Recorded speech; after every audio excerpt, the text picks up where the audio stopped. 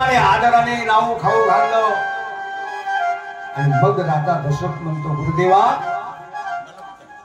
येण्याचं प्रयोजन काय कारण आहे?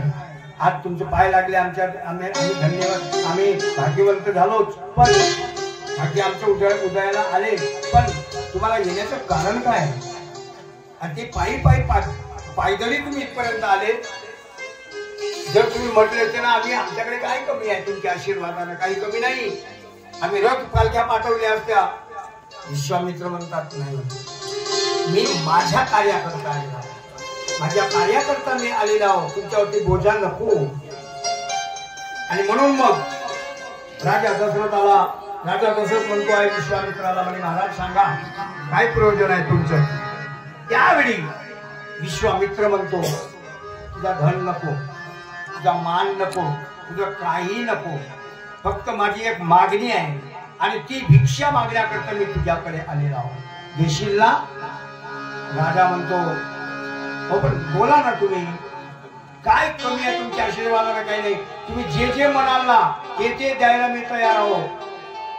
आता याला वाटलं काय मागल? धन मागल, पैसा मागल, ऐश्वर्य मागल, काय कमी आहे माझ्याकडे?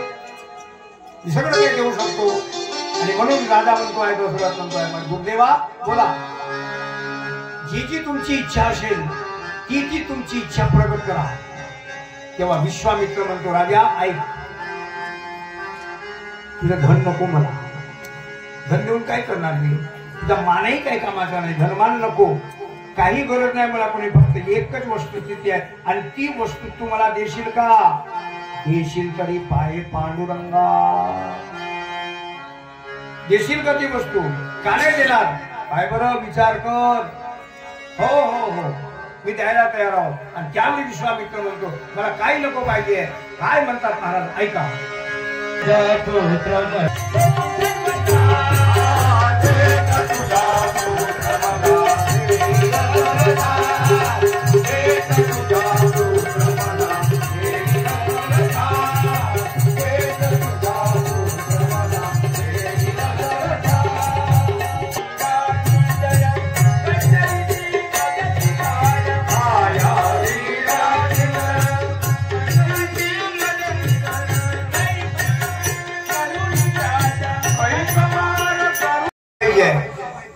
म्हणजे कशा करिता? यज्ञ रक्षणास योग्य. मी जे यज्ञ करत आहे ना, या यज्ञाच्या रक्षणाकरिता मला तुझ्या मुलाची गरज आहे. यज्ञ रक्षण्यास योग्य होई सर्वथा, ज्येष्ठ तुझा पुत्र मला देई दशरथा. महाराज याच्याकरता मी आलेला आहो का?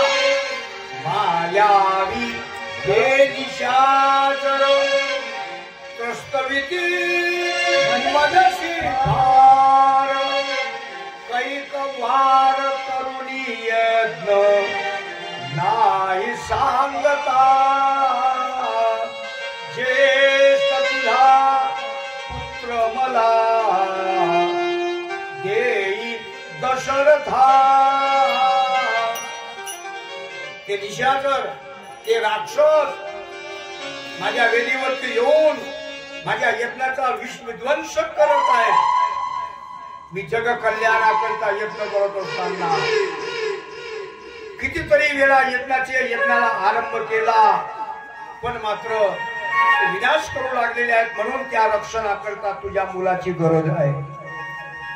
वेदीवरी रक्तमास टाकताती ते निशंक. मेलेल्या प्राण्यांचे मांस आणून माझ्या यज्ञामध्ये टाकतात, माझ्या यज्ञाचा विध्वंस करतात. नाचताती स्वैर म्हणून. काय त्याचं नाचणं, काय त्याचे ते ओरडणे, काय त्याचे ते बोंबलणे. त्रस्त होऊन गेलो मी. म्हणून मग तुझ्या इथं मुलगा जन्माला आलेला आहे, तो बाळगुंडा ज्येष्ठ असा पुत्र मला दे माझ्या यज्ञ रक्षणाकरिता. राजा दशरथ म्हणतो, गुरुदेवा देवा अहो हा माझा बाळ आता आहे किती वर्षाचा आणि हा एवढूसा मुलगा काय रक्षण करेल मी येतो ना तुमच्या रक्षणाकरता विश्वामित्र तुझी काही गरज नाही मला त्याची गरज आहे अहो पण हा बाळ आहे ना याला काय अक्कल आहे ना हातात शस्त्र घेतलं ना कधी काय ना काय अंगात तेवढ्या असून लोकांसोबत हा युद्ध कसा करेल त्यांना कसा काय सांभाळेल मी येणार विश्वामित्र म्हणतो नाही करणार तुम्हाला आणि नाहीच कळत भगवंत करतो कुणाला राजा दशरथाला वाटलं माझा राम होय माझा मुलगा होय यशोदेला वाटलं माझा कृष्ण होय माझा कृष्ण होय भगवंत नाही कळाला भगवंत कळाला कुणाला योगी लोकांना साधू लोकांना संत लोकांना तुकाराम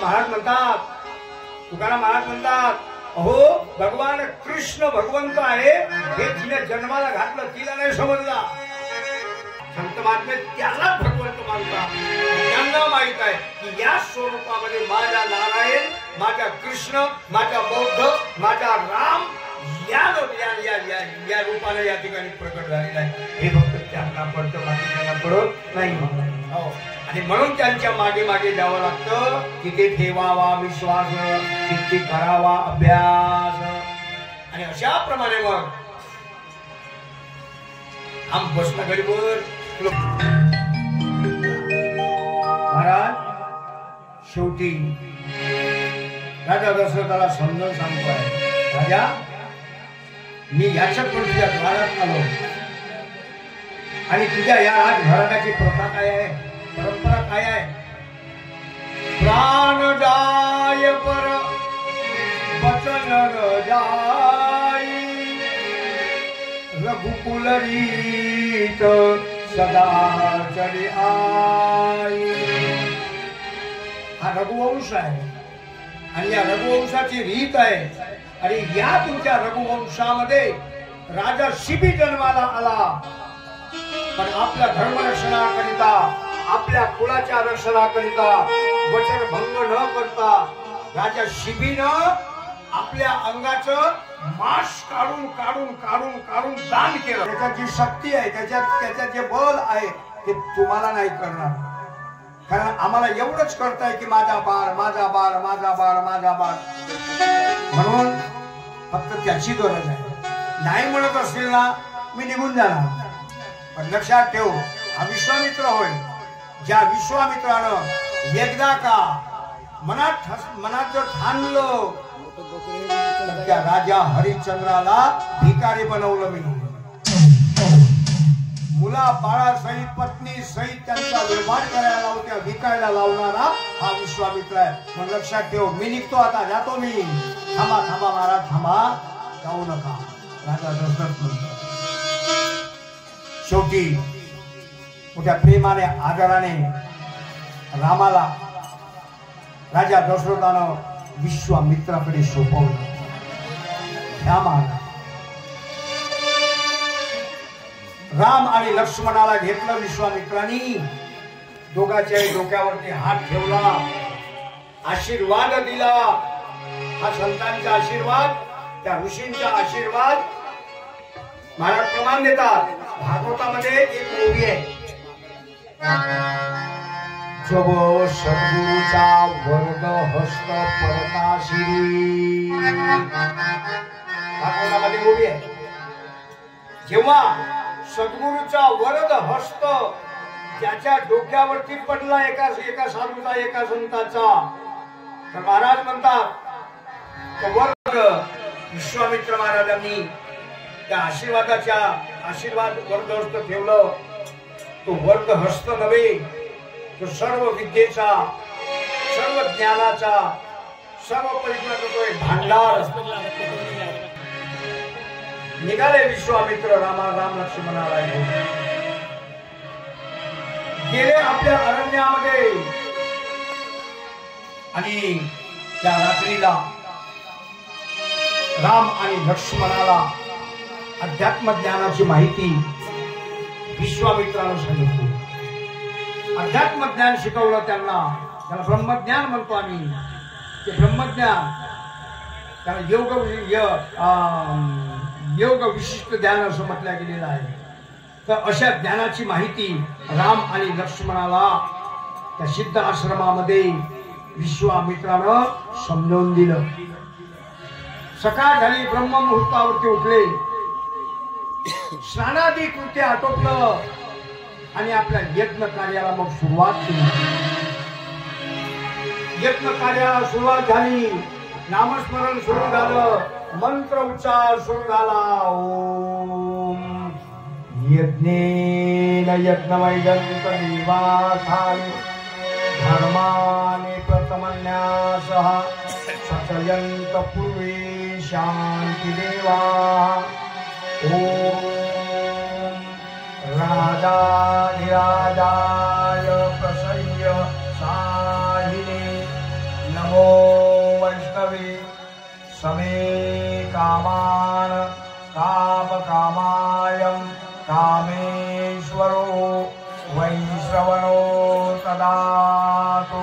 यज्ञाला सुरुवात झाली. वेदीवरच्या मंत्राचा उच्चार झाला आणि त्या मंत्राचा उच्चार आणि ते सिद्ध आश्रमाकडे, विश्वामित्राच्या आश्रमाकडे त्यांचं आगमन झालं. काय ते किंचाऱ्या मारत होते, काय ते ओरडत होते, काय काय काय त्यांचं ते नखरे त्यावेळी त्या असुरांचं. भगवान विश्वामित्र म्हणतो, रामा लक्ष्मणा सावधान, आता हे असुर, आता हे दैत्य या यज्ञवेदीवरती येणार, त्यांना तिकडच्या तिकडेच अडवा, नव्हे त्यांना दूर पाठवून द्या. आणि म्हणून मग राम आणि लक्ष्मणाने आपलं धनुष्यबाण सज्ज केलं आणि राक्षस ते दैत्य येऊ लागले ना, त्या दिशेनं बाणाचा वर्षाव करू लागले. अनेक राक्षस, अनेक दैत्य त्या ठिकाणी मरून पडले. एवढंच नव्हे, महाराज म्हणतात भगवान रामानं आणि भगवान लक्ष्मणानं त्यांना मोक्ष गती प्राप्त करून दिली. त्यांना वायू वेगाने वरच्या वरच बलिष्ठ करून दिलं.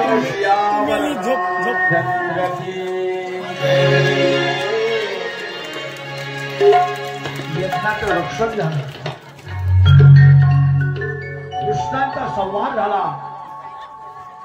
असुर दैत्यांचा विनाश झाला आणि यज्ञ सफल होऊ लागले. यज्ञ सफल झालं मोठ्या आनंदाने, प्रेमाने.